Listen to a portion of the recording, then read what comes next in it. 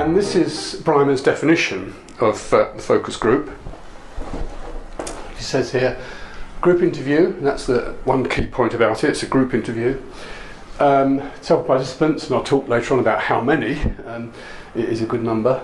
Emphasis on questioning on a particular fairly tightly defined topic, and that's one other characteristic of focus groups, is that you tend to have a fairly defined set of issues that you're going to talk about with the focus group or groups. And of course, because it's a group, the accent is on not just on asking questions, but also the interaction between the group, how they kind of work off each other in the group. And with that, of course, the joint construction meeting, the way in which they interpret the issues and the concepts and so on that the group's talking about. Now, it's a very commonly used technique now, particularly in market research. It's a way that market researchers can ask a whole set of questions about things that perhaps would be hard to do in a face-to-face session. Not least because focus groups can be quite flexible. You can not just simply ask people questions, you can get them to do things. You can get them to move around, you can get them to pick up objects, you can get them to talk about pictures, you show them all kinds of things like this.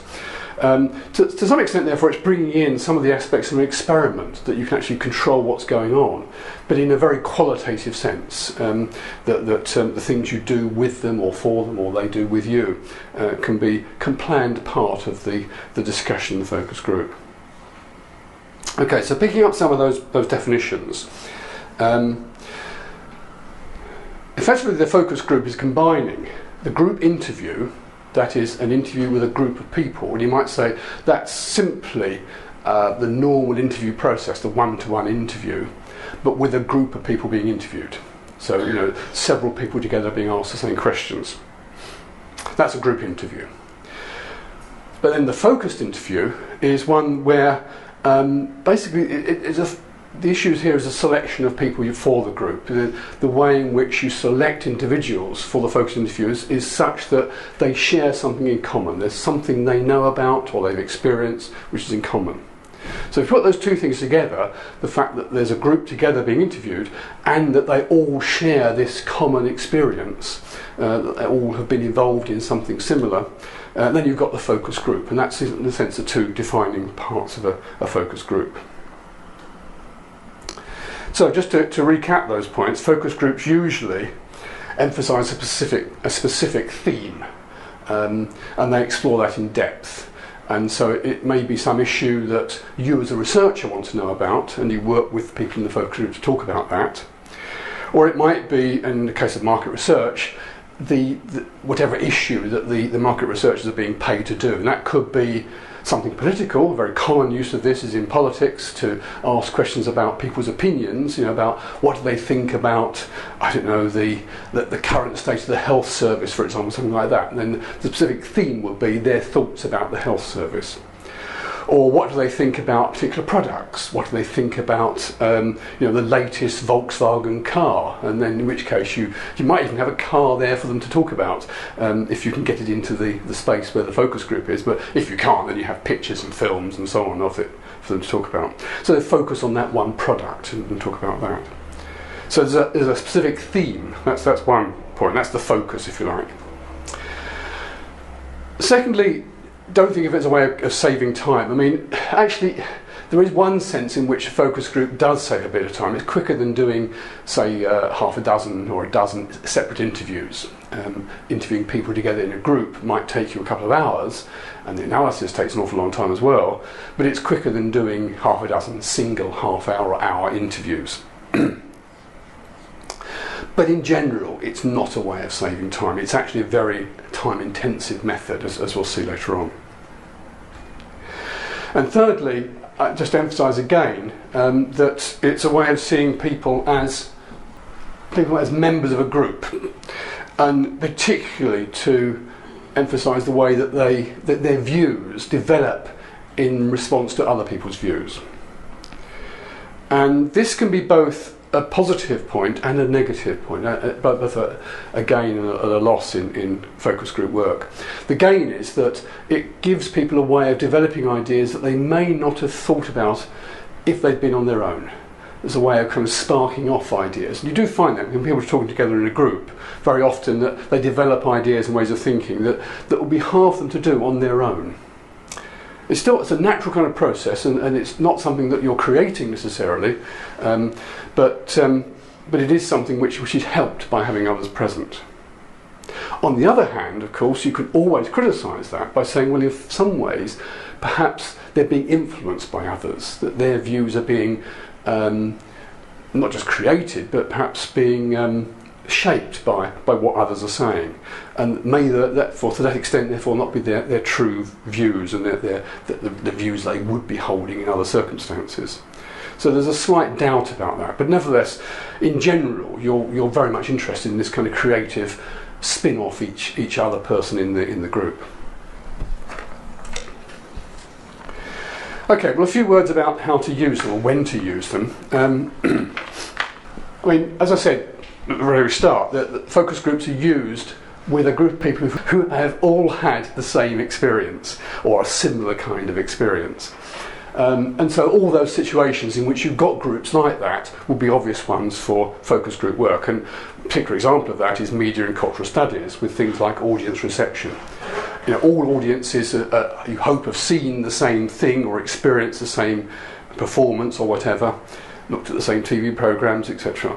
And not surprisingly, that's been a very much used approach in that area. One example here is the Morley's study, very early study back in the 80s, you can see.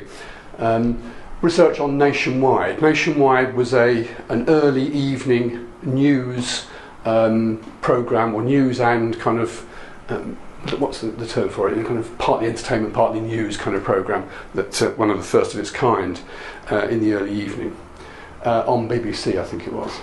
And what they did was show the programmes to different groups of people. You can see here students, managers, trade unionists. Back in the 80s we had trade unionists.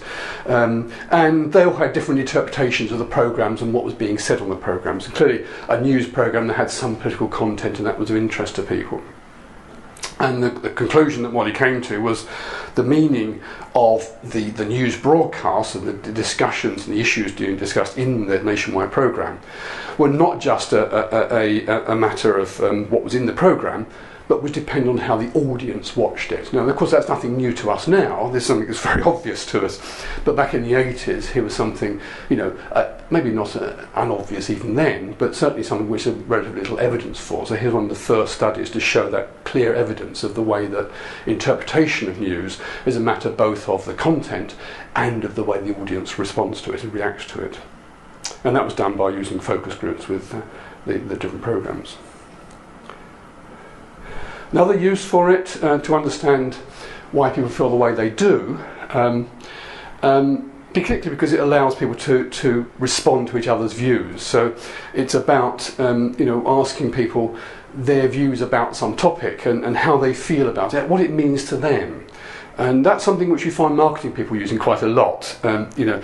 Here's the particular product which they're perhaps discussing or being asked to discuss, how do they feel about that? What's it mean to them? And they could use the fact that people spark off each other's views. So someone suggests something and someone says, oh yes, I feel like that as well. Or no, that's not quite right, I feel like this. Brings to mind also perhaps the common, well, maybe not common, but the well-used example of, if the Prime Minister were a car, what kind of car would he be? Is it a Volkswagen Polo, or is it a Renault Clio, or whatever? Those, and different kinds of meanings that are attached to different cars can be used to probe and find out how people feel about the Prime Minister. That's a kind of projective kind of approach. Another use is to allow issues that concern participants to surface, and this can be quite difficult if you're asking about things that people don't normally talk very much about. Then the moderator has to kind of be prepared to kind of start to, maybe not intervene, but to introduce topics, to start to probe people, to bring out those issues. And maybe, as I said here, relinquish some control to allow people just to talk on and bring those issues out. There are pros and cons to this kind of process, and one of the cons is that you can very easily get to quite to issues that people feel very strongly about and feel very almost angry about. And at that stage, the focus group can degenerate into an argument, and that's where the moderator's role becomes very important. So you've got to balance the getting to the underlying feelings and concerns, while on the other hand, not letting it degenerate into a straightforward argument. On the other hand, it does allow you to bring out that kind of mutual challenge, that one person thinks one thing, one person thinks something else. And that kind of disagreement, if it's properly moderated, can bring out clearer views about what people think.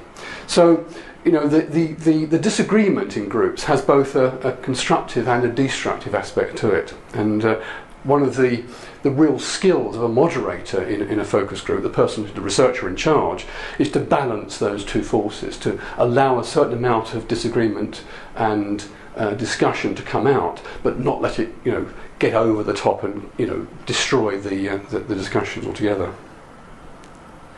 And of course, when people are actually agreeing with each other, you can see how they collectively make sense of a phenomenon, how a group sees a particular issue. And that's particularly perhaps important when you're looking at focus groups with things like local residence groups and things like this. When you're looking at the impact of changes on a community, for example, then the way that community comes together to construct and understand something might be important as a group process. So there's a range of different things which, in a sense, focus groups have been very good at capturing and very good at doing, and you can see, I think, why they've become a particularly popular way of collecting qualitative data, particularly popular amongst market researchers and political opinion pollers. I mentioned earlier on that there's an issue about how many groups, how big a group, and so on. I just talked about a group being relatively small. Focus groups tend to be, as an individual group, quite a small number of individuals. But you can also do more than one group, and typically again you would want to examine several groups, perhaps of different kinds. And so how many groups is always an issue. And it's a bit like the, how big a sample should I take kind of question. It all depends what kind of resources you've got and what kind of research questions you're asking and so on. Here's some of the issues. First of all, you need to have a range of groups to get a range of different views. That's pretty obvious, but if you've perhaps you might need to break it up by ages and by gender and by area of residence, those kind of issues, because these are important issues for you. Again, there's no way of determining that in advance. It all depends what kind of issues you're talking about, what kinds of research questions you've got. You could even go for what's called theoretical saturation, a term that I think comes originally from grounded theory. This idea of taking different groups until you've got no more variations, until you've got no more different answers. And you can do that either practically by simply taking more and more groups until you give up, but of course that's very expensive to do that, you don't normally have the resources to do that, or just simply thinking it through in your head. How many different ways might these groups differ in their views? You can even stratify. I already mentioned this in terms of ages and so on. You can have young people and middle-aged people and old people and so on, and stratify by age if you think that's an important issue with respect to whatever your research questions are. But at the end, it's down to this thing: how many can you handle? Not too many, and you find relatively small numbers of individuals. Relatively small numbers of groups being used, simply because the researchers had not got the resources to deal with anymore. Each group creates enormous amounts of data to be analysed, and so it's not a bad idea to keep it a small number. I think, again, this is from Bryman, quite a good chapter in his book on focus groups, and he summarises a number of different projects that have been used, that have used focus groups, and you can see the authors along the top. So there's 7 of them altogether. And then the area of research and gives you some idea of the range of different areas in which focus groups have been used, and Audience things, of course, are pretty common, but other kinds of approach and other kinds of questions can be looked at as well.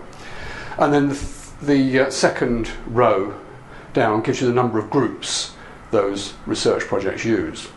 And you can see one in particular, the Kissinger studies, 93 and 94, used 52 different groups. Obviously they had a lot of money. I suspect their research budget was enormous. That is a very large number of groups. Others using far fewer, but even so, 15 or 12 or something groups is still quite a large number. That's a reasonably big project. I wouldn't expect the kind of projects that you might be doing for your master's work and so on to be anything like that. I'd be surprised if you can manage 1 or 2 focus groups. So to give you some idea of the amount of work involved, those are big projects even with 15 different groups. And below that you can see the size or the range of size of the groups, the number of people in each group. And you can see the Kissinger study had about 9 or 10, well up to 9 or 10, so average about 5. So with 52 groups they had 250 people or thereabouts, between 200 300 people perhaps altogether. Quite a large number of individuals for a qualitative study. That's an enormous number actually for a qualitative study. So it's a very big study. So bear that in mind. These are professionally funded projects and therefore at the large end of the scale. The kind of things you might manage will be quite small. Certainly in terms of number of groups, not the size of groups. I think that's something you can keep the same. So these kind of numbers of between half a dozen and a dozen kind of number are probably about the average for the number of individuals in groups. Let me just recap that, those points here in size of groups. I say see the table because the table gives you a good idea of, in reality, how many there are. And I think, again, it also comes down to what you can handle. And as a moderator, as a researcher, you're there having to control the session. How many individuals can you control? And obviously, if you're more experienced, you might get away with up to a dozen people. If you're less experienced, you'll find it harder to control that number of individuals in the appropriate kind of way. And I'll talk later on about how that's done and what's involved there. You might find it easier with just half a dozen. So perhaps the first time you do it, try a small number to begin with.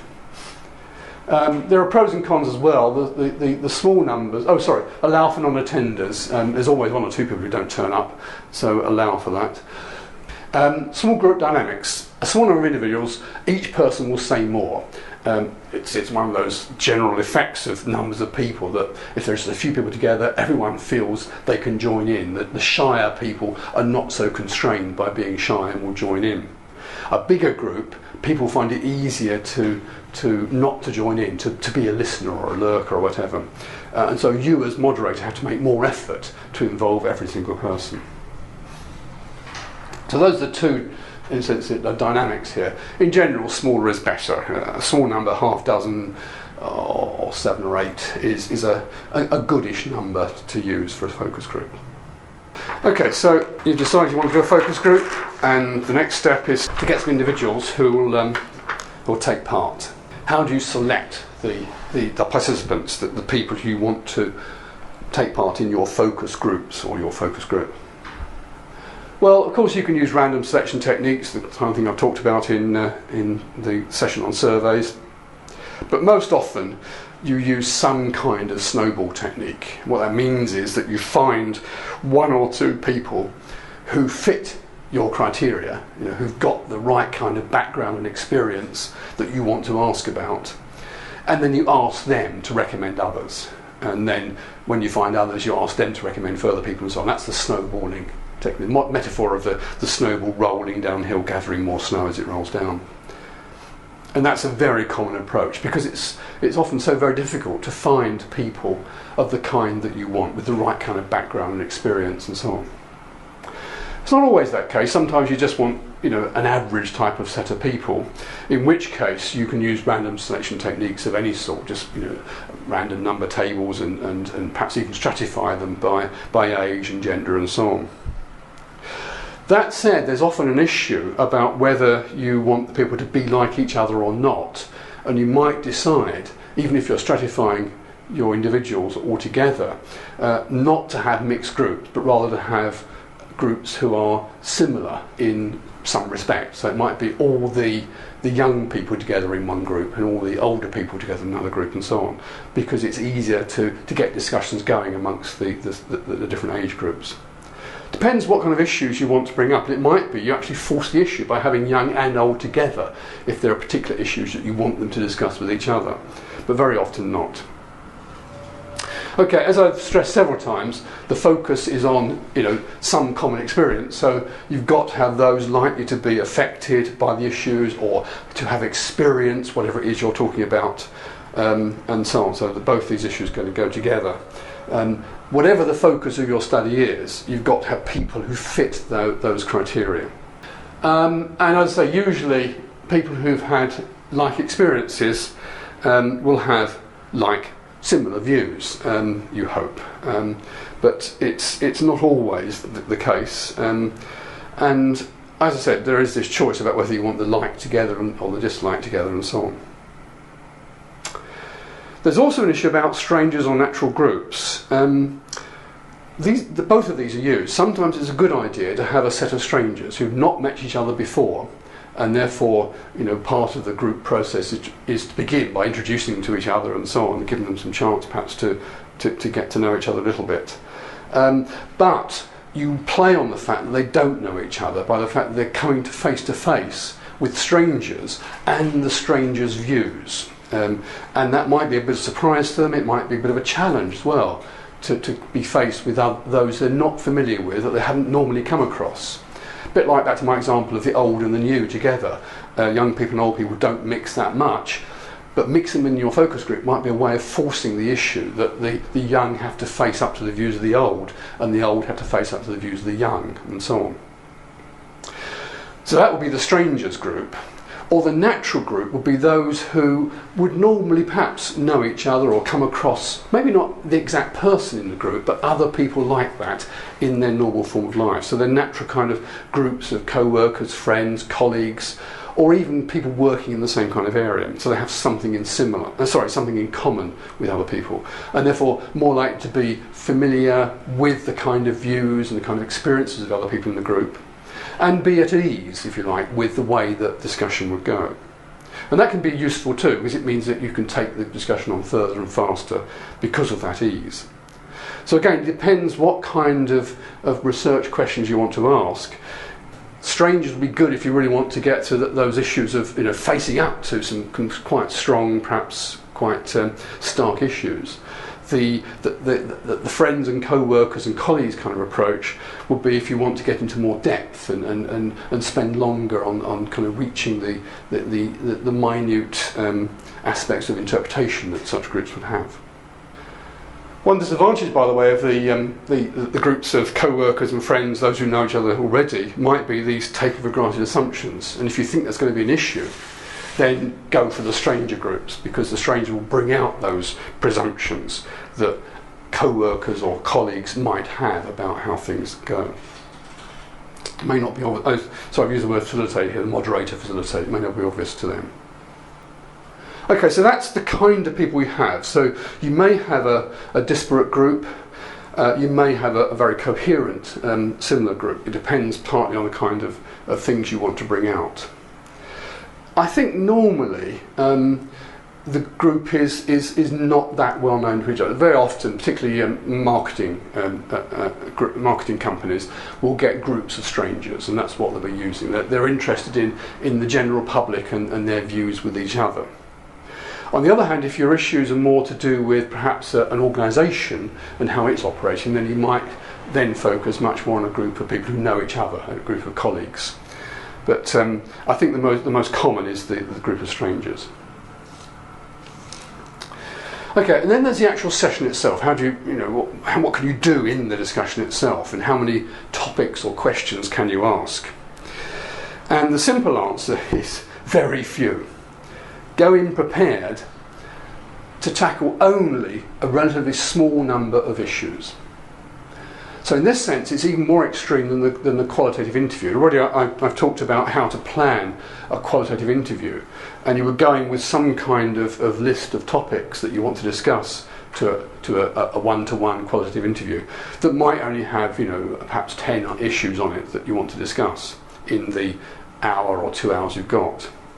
Well, there are even fewer that can be done inside in a group work session. You have to spend longer on each topic, and it takes long because you're talking to several people at once, so you're getting different views on each topic coming out. Sometimes you might not even get through a couple, so be prepared to not even to finish the 5 or 6 that you intended to get through. You might only have time to cover just a few of those. I've said see the handout because I've got a handout here for that.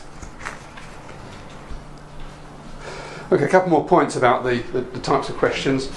Need to be open and inviting. Again, one of the key skills of a facilitator or a moderator in a focus group is to be open and inviting.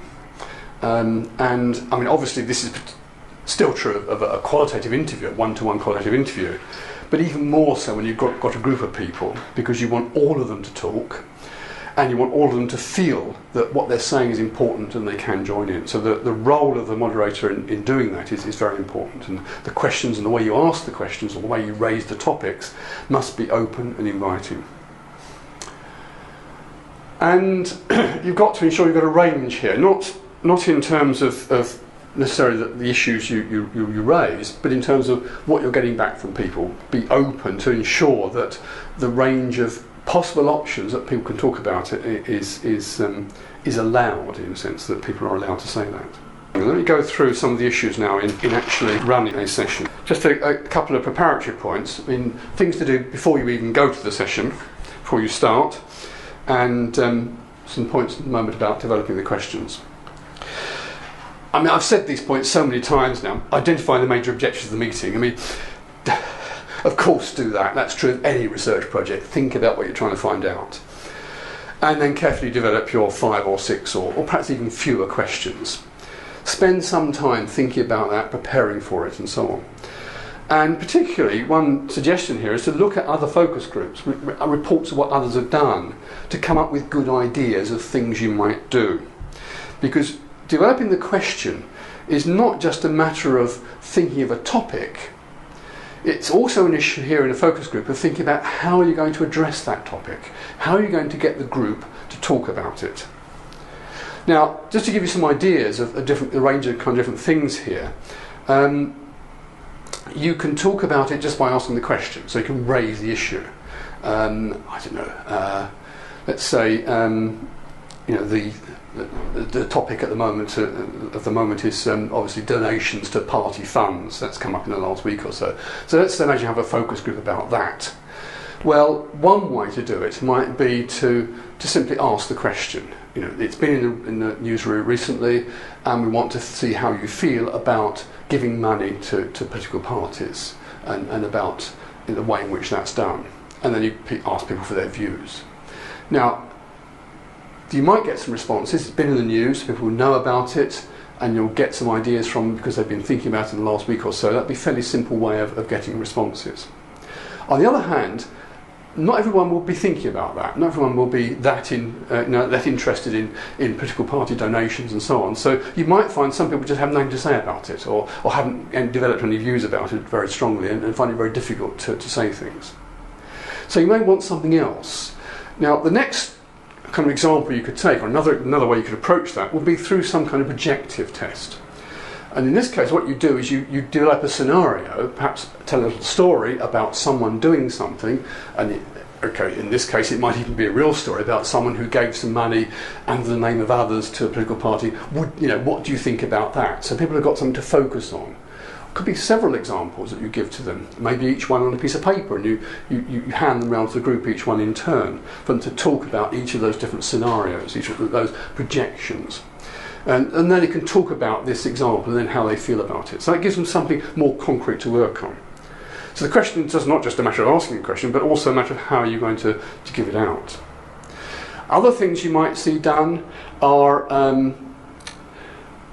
one is to kind of brainstorm. You can have people brainstorming ideas. So, okay, we want to know what kinds of ways can people give money to political parties? How can they donate, and how should they donate? And then you simply brainstorm around the group and perhaps even write the answers on a board like that as they come up. Another potential approach is almost some kind of game, and I've seen this done in focus groups too, that you have people deciding whether something is acceptable or not. So donating under these circumstances is acceptable and these is not. And this particular one I saw being done had the group stand up and walk across the room, and they stood over that side of the room, and you then put a line down the middle, and you said, well, that's the comfort zone and that's the discomfort zone. Okay, so now here's the question: if you give money in this way, are you comfortable with that or are you not? And if you're not comfortable, you cross the line, and people actually walk across the line if they're not comfortable with it. And then the moderator asks them, well, why did you cross the line? Why did you stay there? And tries to bring up those things. So another way of asking the questions, to get people to respond to the questions in different ways. So what you can see now is that developing the questions is not just a matter of getting the issues, but it's also maybe also thinking about the ways in which the group can respond to those things. Another one, by the way, just come to mind, would be getting objects to talk about. So if it's something to do with market research, you might actually have objects in front of them they can talk about and physically move around and pass around and discuss and so on. All of this then becomes part of the planning the session. How are you going to raise the questions and how are you going to get them the respondents to talk about those issues? Then you've got to start organising and getting people to the meeting. So you start phoning people up, contacting them and so on to invite them to come to the meeting, trying to find others. If you're snowballing, obviously find others who can come and make the arrangements. And you want to have a reasonable number, your 6, 7 or 8 people, allowing for perhaps 1 or 2 who may not turn up. And then, of course, send out reminders. The thing about focus groups, it's very important that all the people, or almost all the people, turn up. Now, it's hard enough, I can speak from experience here, it's very hard even to get individual people to turn up for individual interviews in the time you arrange and on the day you arrange and so on. Of course, if you're doing that, you can always rearrange on another day. If someone says, oh, I'm not ill, or I can't make it, or the kid's off school, I've got to look after them, etc., then all sorts of things like that can happen, and you can rearrange individual interviews. With focus groups, it's much harder to do that. If you lose half your people, the focus group is kaput. It's no good. So you've got to go to every effort you can to make sure everybody turns up and knows they can turn up. And if someone tells you 3 days ahead of time that they're ill and can't come, then you've got time at least to try and arrange somebody else to come in instead, to get an extra person to replace them. So it's quite an important stage of the focus group, to make sure that as many of those as you want there actually turn up and come. And of course all the other stuff you would do in interviews about checking tape recorders and making sure the room's available at the right time and got the right number of seats in it and so on. Typically again in focus groups you arrange seats in a particular fashion. One common way is just to arrange them as a circle, maybe with a table in the middle, maybe without a table, depending how you want to do it. People are working on bits of paper and not objects, and having a table in the middle is a good idea.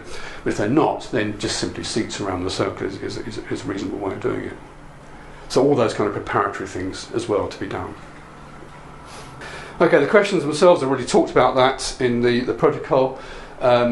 Develop your questions. Ideally they should, the discussion of them should last between 1 and 1.5 hours. And a typical focus group is about that length.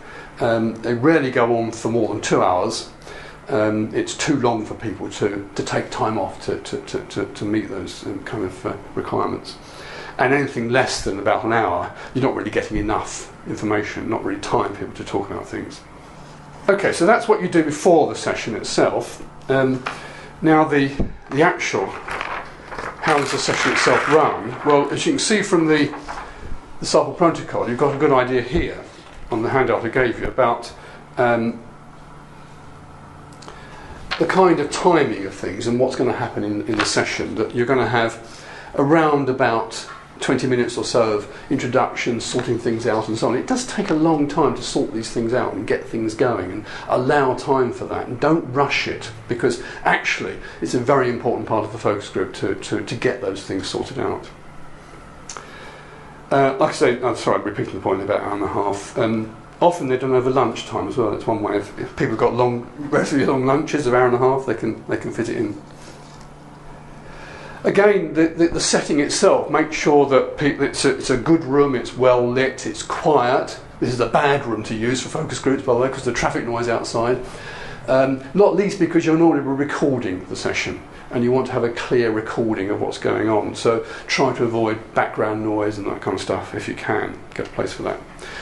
Again, fairly typically, particularly if it's over lunch, but even if it's not, have some refreshments available, particularly things to drink, but also you might want to have some sandwiches, biscuits, all that sort of stuff available.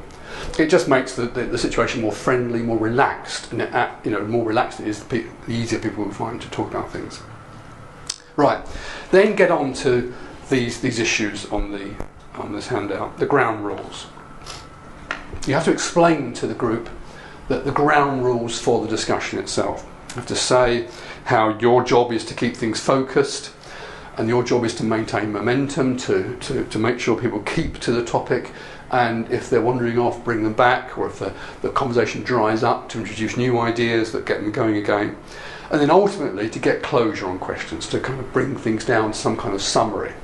And you may even find yourself summarising. It's not a bad idea actually in focus groups, when people are giving views, to echo back to them what they've said.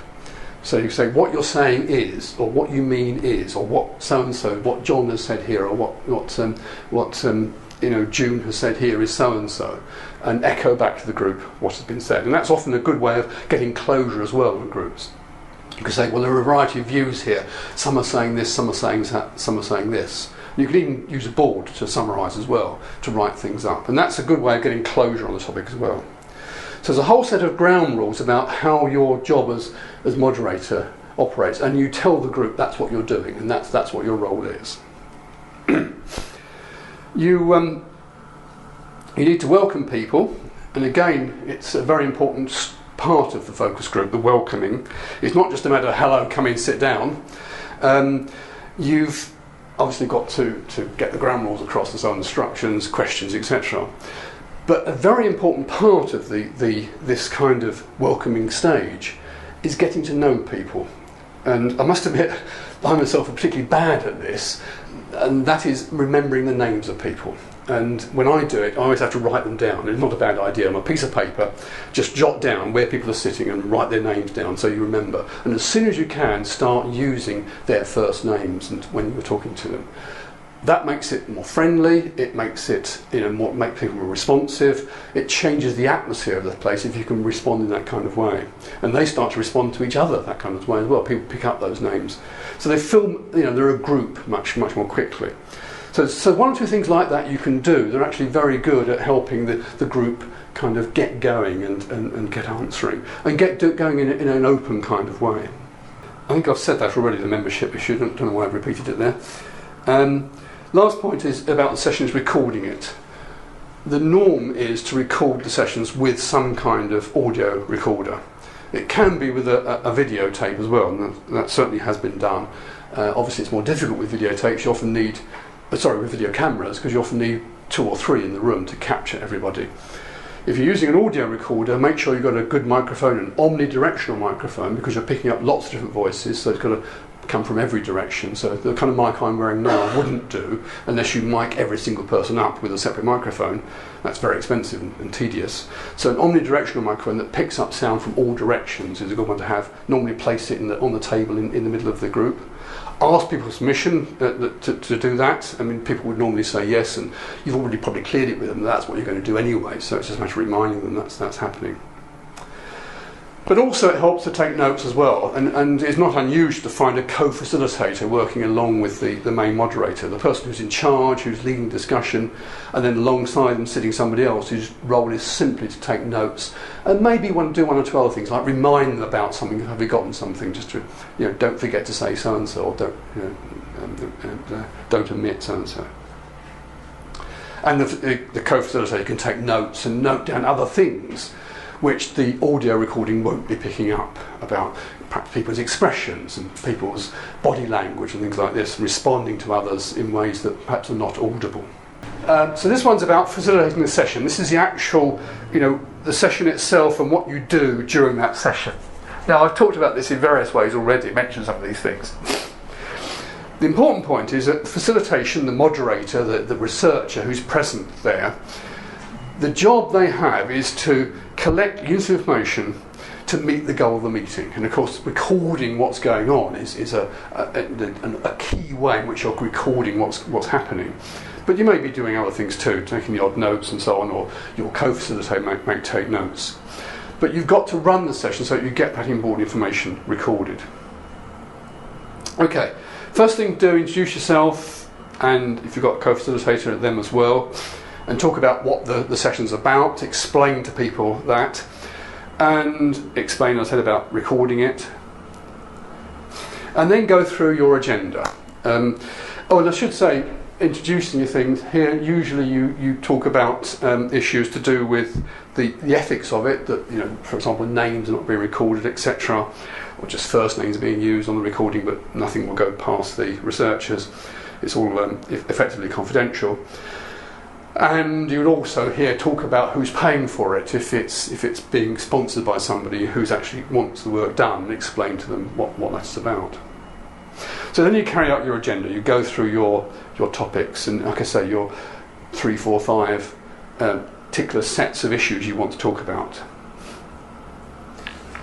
Now, it's important that I say carefully word each question before you say it. You have to, it's not important that you speak exactly what's written down. There is some, you can vary from what you've written down in your notes. But what you must do is make sure that you explain things very clearly to people.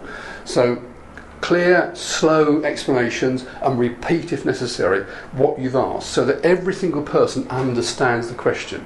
Now, of course, this is important if you're doing one-to-one interviews anyway, but if in a one-to-one people can say, not sure what you mean, or look puzzled and you explain it again.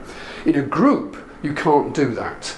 You have to explain things very clearly in a way that even a person who's not really listening properly kind of gets the point.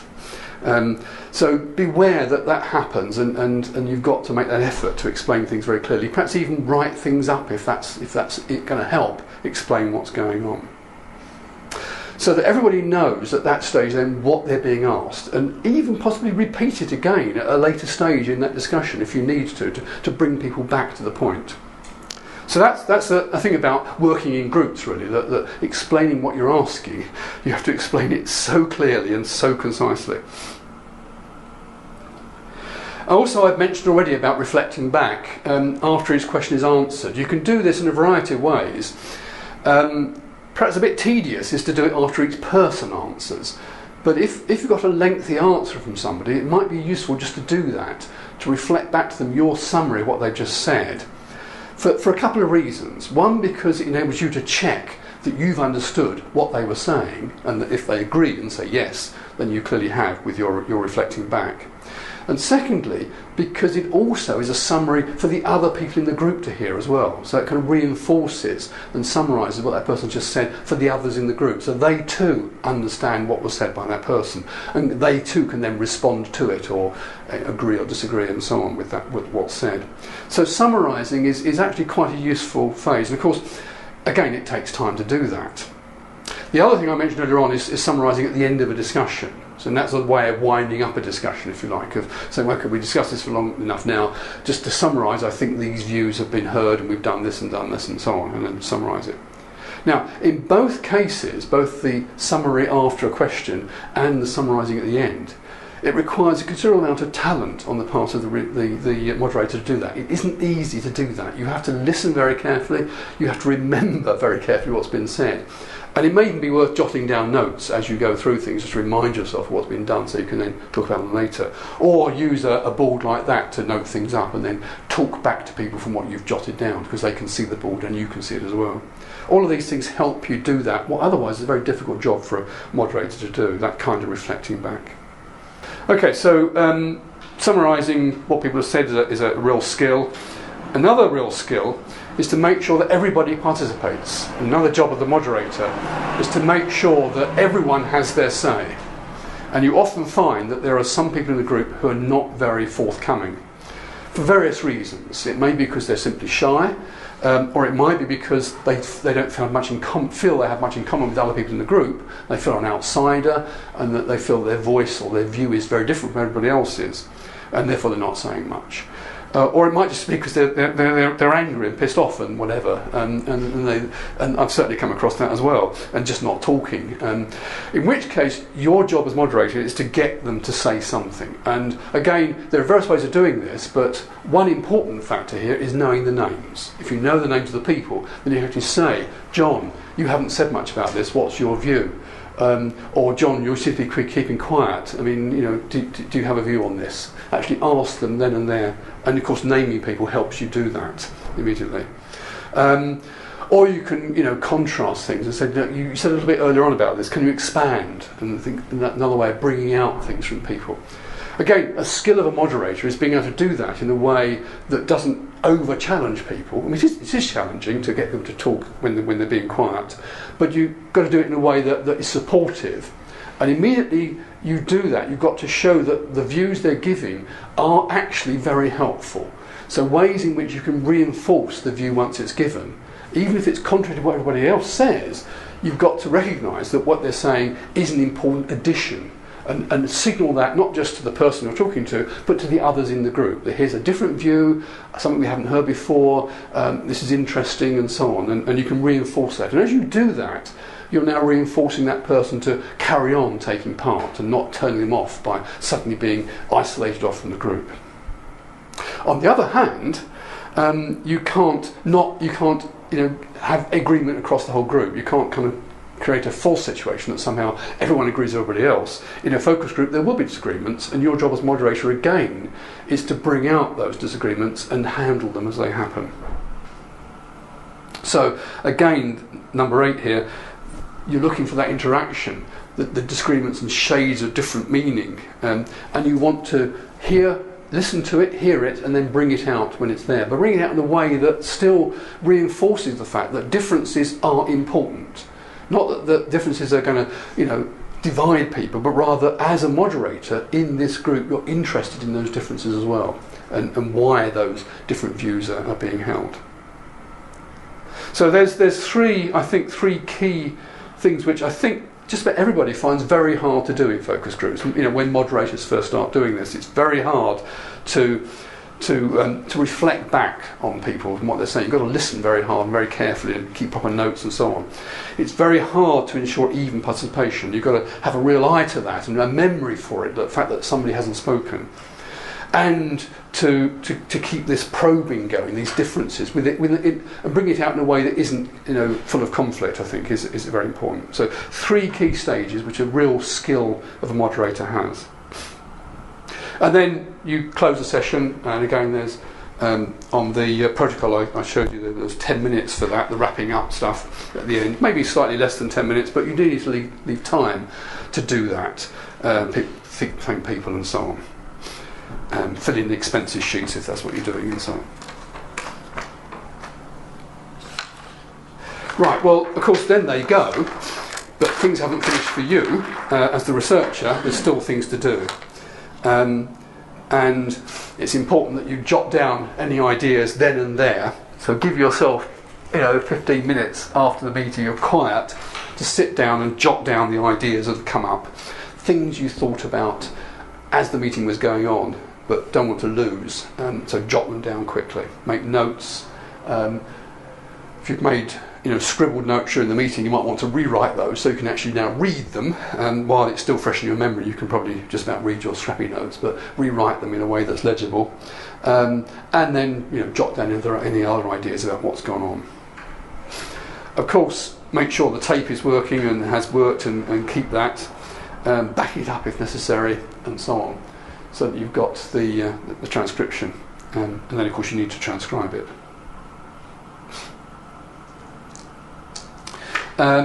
Transcription is important. Here's some of the issues in transcription. As I said before, it's difficult to write down why you're interviewing people, and that's why you need to take a recording. You simply can't do everything at once. The difficulty with recordings from focus groups is that there are lots of voices, and it's often very difficult, in fact probably impossible, to note down exactly who said what. You can recognise there's a different voice, but you won't recognise which voice that was, unless you videotape the session. That's again a big advantage of videotaping the session, is you can then see who was speaking. and therefore which person that opinion goes with, and link them through the meeting as such. The downside of that is it takes much longer to analyse all those kind of results. The interest in here is, I know I've said here that it's not just how people say it, but sorry, not just what people say, but how they say it. And so the analysis of focus group data is very intensive. You're looking through, not just noting down the answers, not just a simple survey type thing. You're interested in how they're expressing things, how those views are coming out, how they're responding in quite detailed fashion, almost a kind of discourse analysis kind of level. Because of all of that, transcribing is very hard to do. I mean, the physical labour of transcribing is hard to do because there are lots of voices to listen to. The recordings may be at different levels. Some people speak with better voices than others. And as I said earlier on, you need a good microphone to capture all of that. And if you haven't got a good mic, then you'll find it hard to transcribe. But it is important that the thing is transcribed because that's the data that you work on.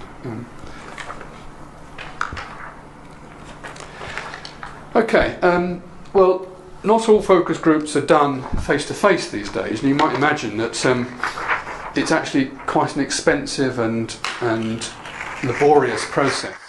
You might imagine that not everyone can afford to do focus groups and find the time and so on. So people have tried to use technology to help do focus groups, and one obvious way which that can be done now is across the internet. And these have been tried in a variety of different ways. Doing a focus group using the internet, and it can be done in a variety of ways. One is simply using email type procedures. So you simply have a group who are assigned into a group, a list of email addresses, and then you send out questions on paper or send out issues, and back come the discussions.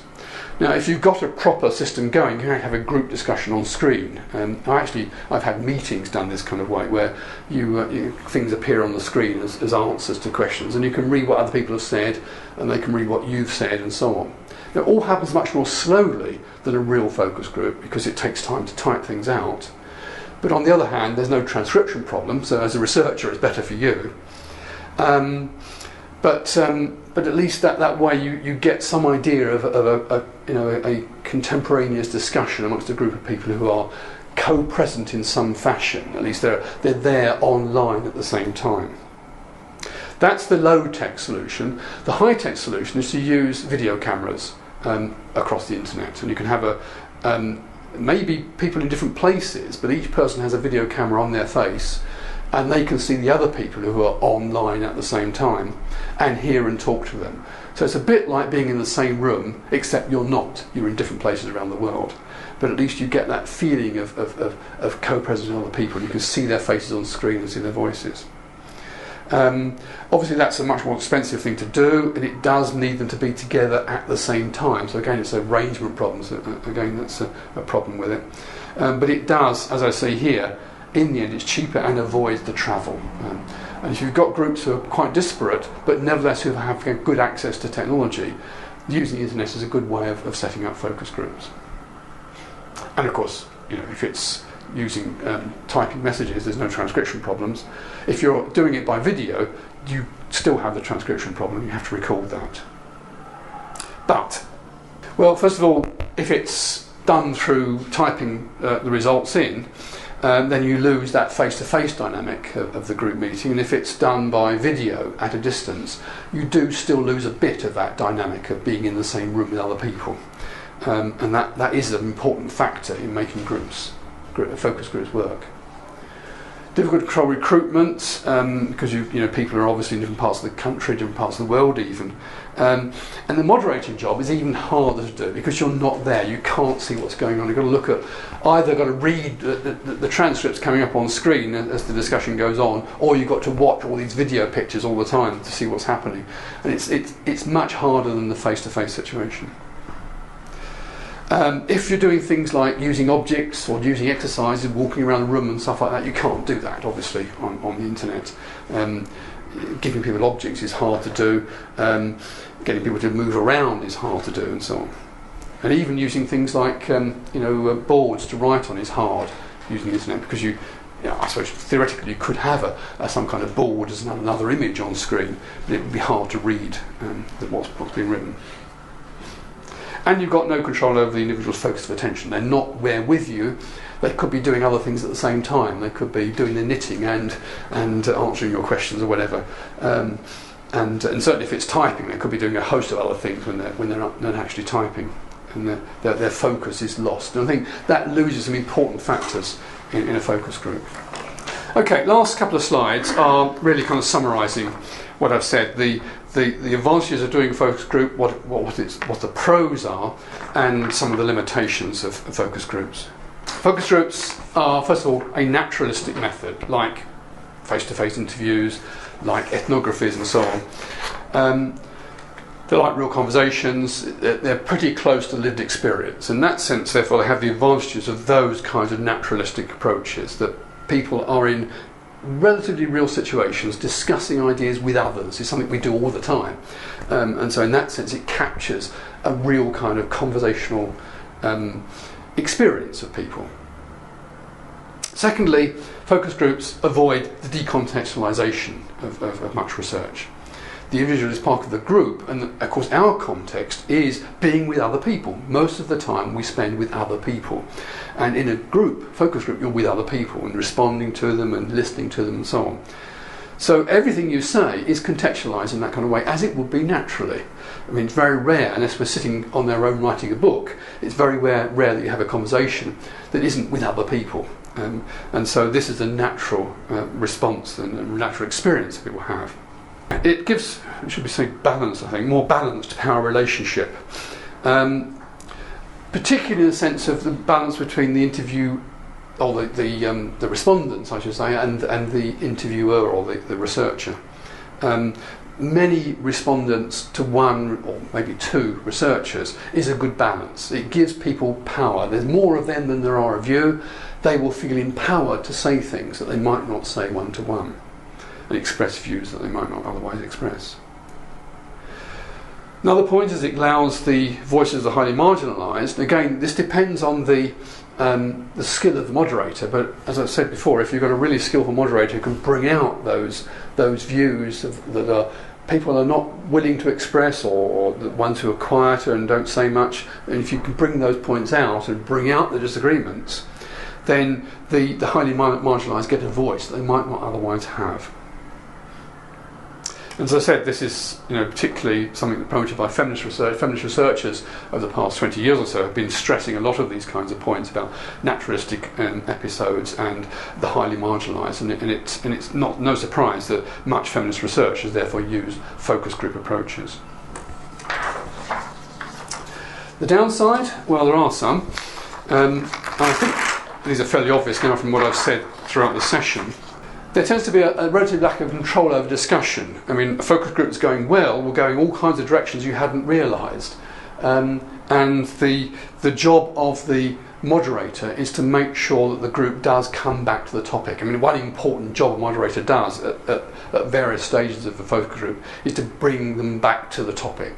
Because conversations go off in all kinds of directions and can wander off. People very easily get into kind of reverie mode and talking about going shopping. Oh, that reminds me of so when so happened, and that's it. And suddenly they're miles off topic, and you need to bring them back. And okay, allow that for a while, but then bring them gently back to the topic. And that's one of the downsides. The discussion can easily go off topic. Another, as I've said, is that the data are difficult to analyse. What you've got is the transcript of a long discussion, and it's very hard to go through that and analyse what's in there. It takes a lot of time. Basically, it's true of any kind of qualitative research, this sort of ethnography or interviewing or whatever. You get enormous amounts of data which are simply hard to analyse. They're difficult to organise. Actually, the simple ability to get that number of people to come together for that amount of time on one occasion is hard to do, and then often you need to pay them to do that. Recordings difficult to transcribe, but I've said already the the difficulty of picking out different voices in the transcription is difficult to do, and you can simply say one person, another person, another person, but it's very hard to name the people as you go through the transcription. There may also be some group effects. We've heard here to the classic study by Ash on groupthink and group dominance. The Ash experiment is a classic one. It's about lengths of lumps of wood, wasn't it? And I don't know if you know the Ash experiment, but basically they had a group of people, I can't remember the exact number now, it was about half a dozen people, of whom one only was actually the experimental subject. The rest were all collaborators of the experimenter, but the experimental subject didn't know this. And the experiment itself was to see whether that one person could be persuaded to say something that was patently false. And the experiment consisted of judging lengths of bits of wood. And to begin with, it was easy. They said, "Oh, that's the same length as that. That's different length. That's a different length. That's and so on." And everyone in the group would agree it. But eventually, at a signal, the collaborators in the group, whom the subject didn't know were collaborators, were told to disagree with the obvious. So they had two pieces of wood that were different lengths, and they would say, "Oh, they're the same length." They would go through the group, the same length, clearly wrong, same length, and then eventually come to the subject, the last one to speak, having had 5 other people say that these 2 different bits of wood were the same length.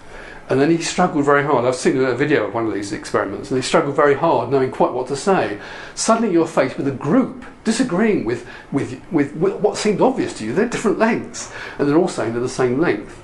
And what happened with the experiment was eventually this lone person, this lone voice, changed his mind and said, actually, they're the same length. Clearly they weren't, but he would agree with them. So what Ash was demonstrating was the power of the group to force people to think a certain kind of way. And you can imagine that in focus groups you may get this happening. You may get a force of view from all the other people in the group gradually pushing 1 or 2 individuals into views they may not otherwise have had. So that's something which again the moderator has to guard against, and it's your job as moderator to protect the minorities, to reinforce that their views are as valid as others, and to bring out those differences and not let the group dominate. Last disadvantage, it may be inappropriate if the subject matter causes discomfort to members, and you've got to be careful again about this, particularly working in organisations, bringing together, I called them bosses and minions, bosses and underlings, or ordinary people and their bosses or their managers and so on. Or other groups, fundamentalists of different kinds. I mean, particularly who people are political or religious or other kinds of fundamentalist views about things, about life, and they may themselves find it uncomfortable, but others might find it uncomfortable to discuss topics with them. So again, maybe certain areas can't be discussed in focus groups for those kinds of reasons.